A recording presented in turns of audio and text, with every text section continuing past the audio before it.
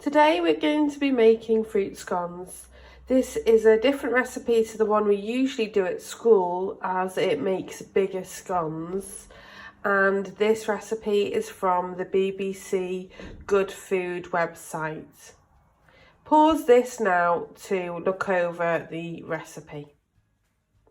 Here is the equipment you're going to need: an oven tray and some baking parchment, a mixing bowl, a scone cutter, a measuring jug, measuring scales, pastry brush, a tablespoon and a teaspoon.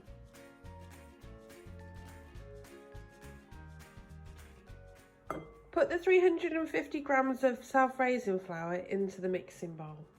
Add in your 3 tablespoons of caster sugar. Add in the 85 grams of butter, cubed. That means you've chopped it up. Add in your level teaspoon of baking powder. We're going to use the rubbing in method to mix all this together. Make sure your hands have no jewellery on them and are totally clean. Rubbing in is where you're pushing the fat through the flour. Raise your hands to aerate the flour. So we're now going to bind all this to make a dough. So first of all, make a lake in the bottom of the mixing bowl so you can see the glass. And although we've got on the recipe 175 millilitres of milk, we're still going to count it in a tablespoon at a time.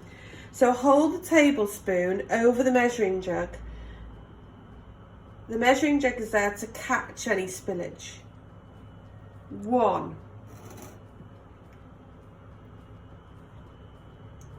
2, 3. I've started with 3. I'm now going to push the lake in, leave it for the flour to absorb the milk, and then go in with my hands. You're going to repeat this process using 1 tablespoon of milk until you've got a dough. Once it's formed a dough and it's started to mop up any small bits that are in the bottom of the mixing bowl, it is time to add the dried fruits. Now I have got very messy hands here, but I am going to be needing the dried fruit in, so I'll be okay. Add your dried fruit. This could be chopped cherries. You could even make savoury scones by using cheese instead of dried fruit and reducing the sugar.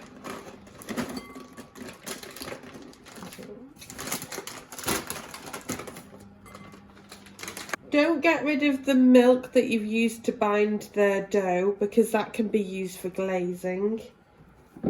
We're just going to mix these sultanas into the dough by folding the dough and making sure it's mixed. At this point, you can get rid of the mixing bowl by putting it to one side. Dust your surface with some flour to stop the scones sticking to the surface, and we're going to just mix it on the side like this.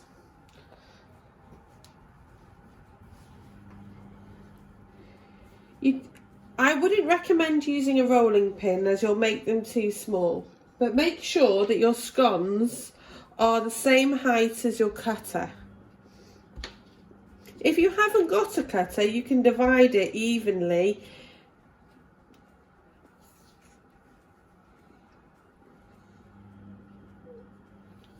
Once they're cut, place them on the baking tray.